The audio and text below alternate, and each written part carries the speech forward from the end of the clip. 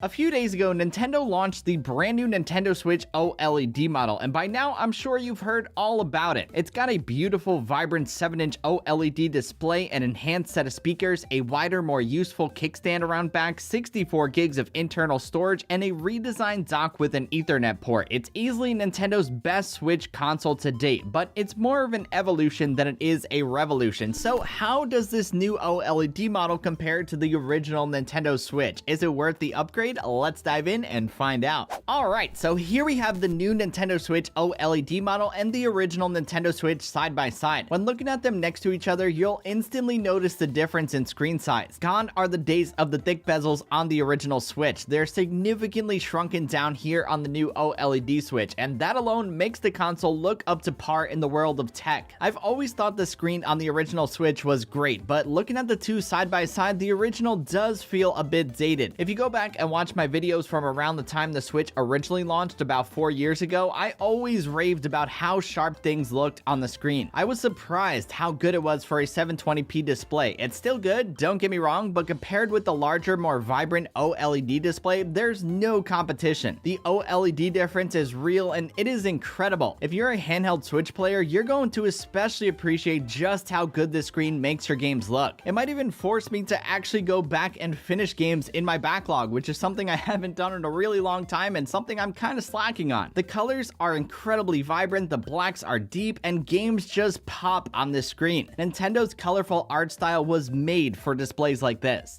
Other than the display, the other physical difference between these two consoles is the kickstand around back. The kickstand now takes up half of the back of the console. It's a big improvement over the flimsy little stick on the original. This new kickstand also offers much greater flexibility, allowing for significantly better viewing angles and even enhanced tabletop play. The new kickstand is a significant upgrade. You'll also notice that the material that the OLED Switch is made of feels different. It doesn't feel plasticky like the original. The OLED model not only has that premium look, but also has that premium feel to back it up. The power and volume buttons along with the game card slot on top have also been redesigned a bit as well. Another difference between the two are the built-in speakers. While they aren't visually noticeable, they are significantly louder on the OLED Switch. No matter the volume, they match that beautiful new OLED screen perfectly to create an immersive experience right out of the box. They're punchy and never sound distorted no matter how loud they are. The speakers are another big upgrade on this new model. However, since both consoles have the ability to connect to Bluetooth audio devices now, these speakers aren't enough of a reason by themselves to upgrade. They're good, but you can easily grab yourself a Bluetooth speaker or a pair of wireless headphones if you have the original or even have the Lite. There's so much flexibility out there nowadays. Aside from those things, these consoles are a lot more alike than they are different, and that's a good thing. They both have removable Joy-Con, the same internal specs, aside from that internal storage bump, of course, same battery life, and basically the same weight and dimensions. They also both play the same games from the incredible Switch library and play them exactly the same whether the console is docked or undocked, which leads to the question, is it worth upgrading to this new OLED Switch if you already have a Switch? I think it really depends. If you're a person who primarily plays games docked to the big screen, you're going to find that there's really no difference here except for that redesigned dock and Ethernet port. Even still, it's the same gaming experience as the original when docked. If you're a handheld or tabletop mode player, that's a different story. The differences with the OLED Switch are much more apparent, and you'll notice those revisions as soon as you pick this new model up. From that awesome display to those louder speakers to the wider kickstand around back, this console is a solid revision to already great hardware. You can see that when you put the two side by side. The OLED Switch definitely has a more sophisticated, refined look. If these improvements sound compelling to you, then it's worth upgrading from the current model. There's nothing different spec-wise, internally, or anything like that, so the changes are what you make them. It's a major upgrade to some and a small one to others. It depends what you do and how you use your Switch. If you don't already have a Switch though and you're debating between this new OLED model and the original, I think that makes the decision even easier. This new model here, it's the way to go. The improvements are so worth the extra money, and they're so close in price anyway